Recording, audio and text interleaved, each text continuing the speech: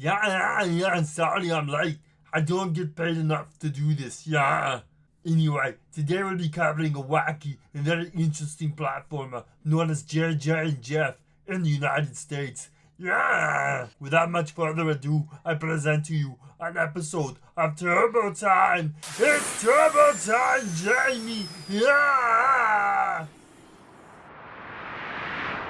JJ and Jeff may in fact be one of the most unique and totally wacky TurboGrafx-16 games. With its interesting history and gameplay mechanics, I think it really stands out in the TurboGrafx-16's game library. However, JJ and Jeff also happens to be a very misunderstood game, as it has many low reviews on the internet. In this episode, we'll learn a little about the game's history, a lot about its gameplay and level design, and, in the end, what JJ and Jeff is really all about. Today we have a very special guest joining us for just that, Mr. Jeff himself. Welcome to our show, Mr. Jeff. Thank you for joining us. Anyways, let's begin. JJ and Jeff is a zany, high-speed, side-scrolling platformer released for the TurboGrafx-16 in the year 1990. Although the characters in this game, JJ and Jeff, are purely generic, although JJ does look like Tom Kalinske, this game is actually a reskinned, relocated, and partly censored version of a game called Kato and Ken, released for Japanese audiences in 1987. The two characters in the Japanese version of the game were famous Japanese comedians known as Kato and Ken in their TV show Kato-chan Ken-chan Gokigen Terebi.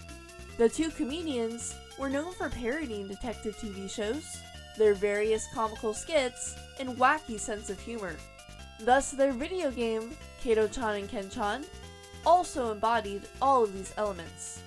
However, things got messy for the game Kato-chan and Ken-chan when it was released in the United States as JJ and Jeff, because unlike Kato-chan and Ken-chan, which has all of the very important context of the two Japanese comedians and their TV show, which it is based on, JJ and Jeff, while it retains all of the wackiness of its predecessor, also lacks all of the context from the previous game, which was actually about two comedians with a weird comedy style.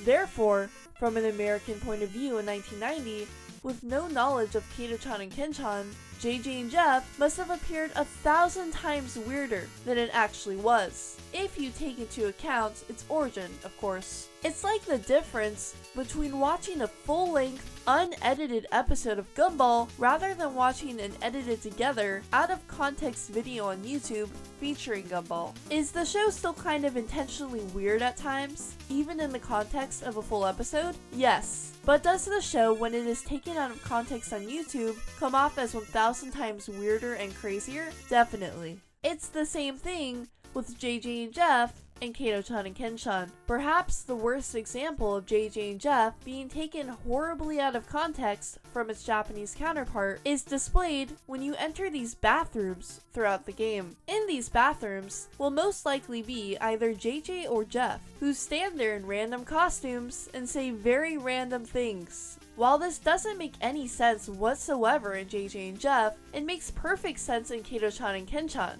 The reason for this is because the costumes that are worn by the people in the bathrooms, and even the things that they say, are taken from the Kato-chan Ken-chan Gokigen TV show. The developers of Kato and Ken must have thought that this was a clever way to incorporate more content and characters from the two comedians' TV show rather than just the comedians themselves. And it was. The only problem is that in the American version, JJ and Jeff, this part was kept in, and it is very confusing.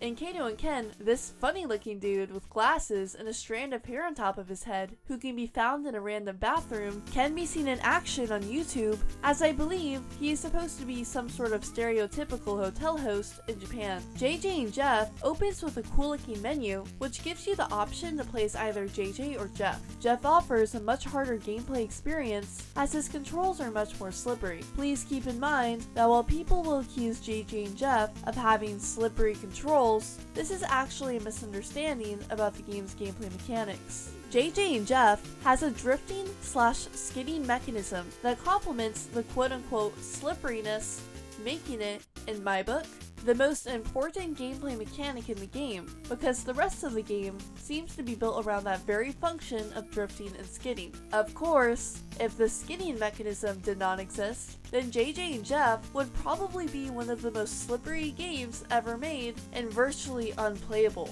Anyways, once you've gotten past the menu, a cutscene of JJ and Jeff getting a phone call begins. Someone is calling them because a very rich man has been kidnapped and therefore they need your help.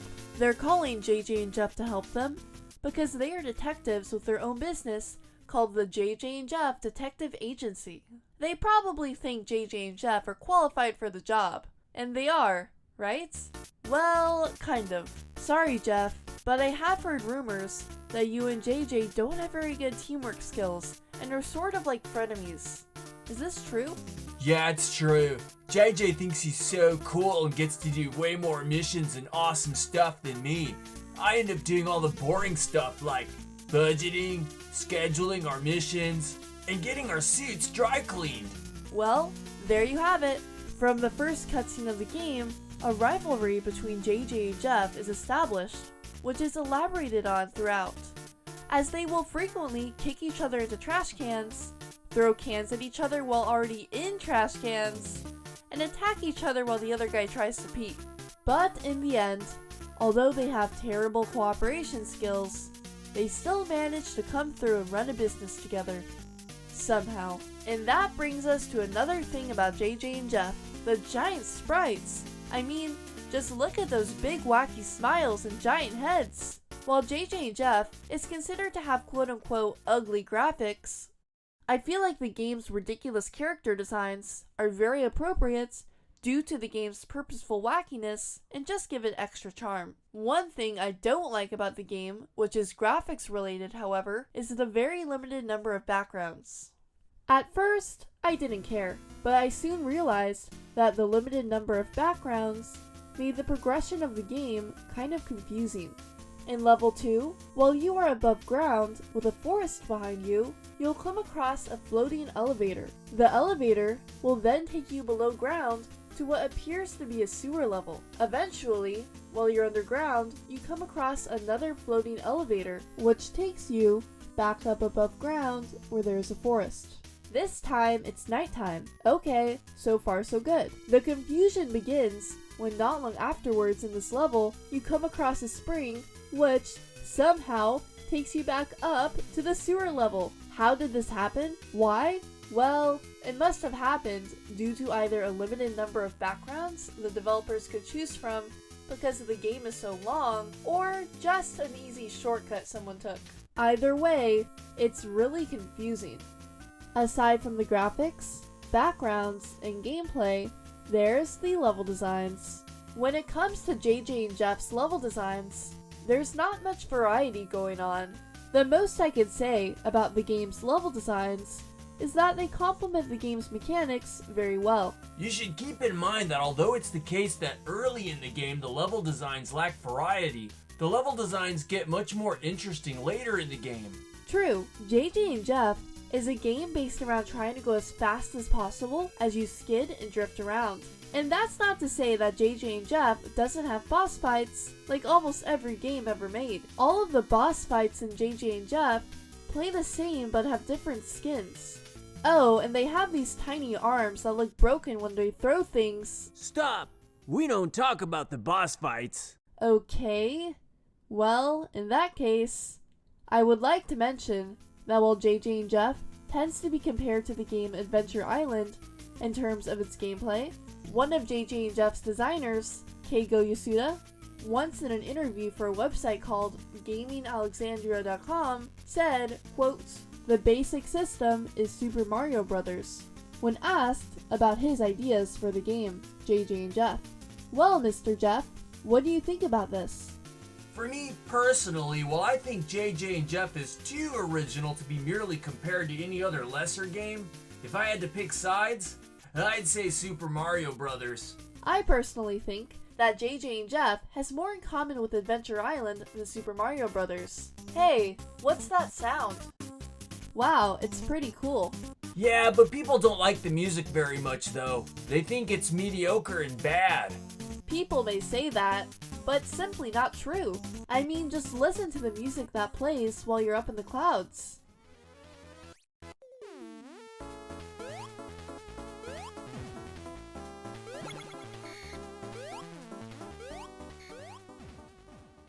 Well, that about wraps up our review. Except there's one more very important thing left to say, right, Mr. Jeff?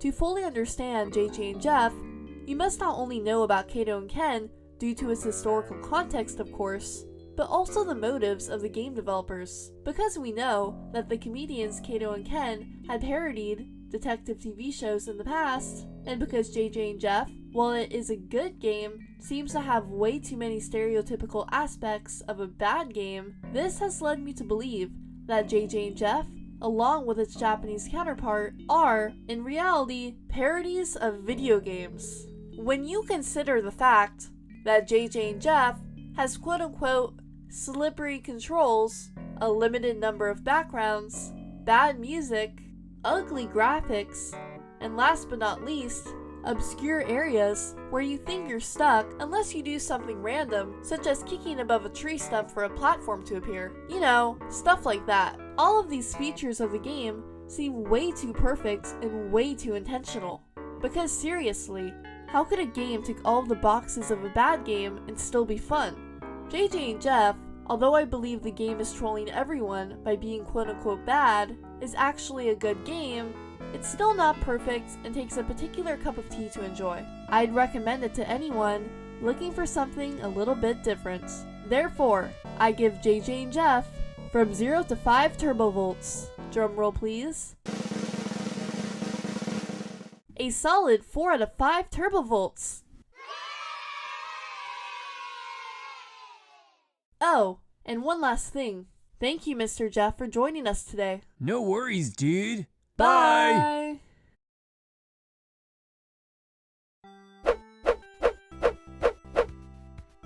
Oh, es tut mir leid. Looks like that's the end of this episode. Yeah. So, wie geht's? Did you like it? Yeah?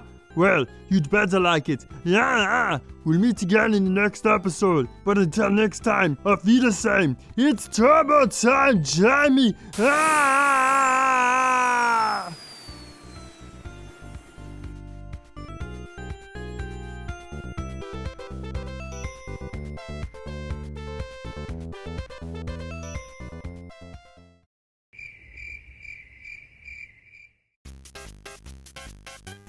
I wonder who it could be.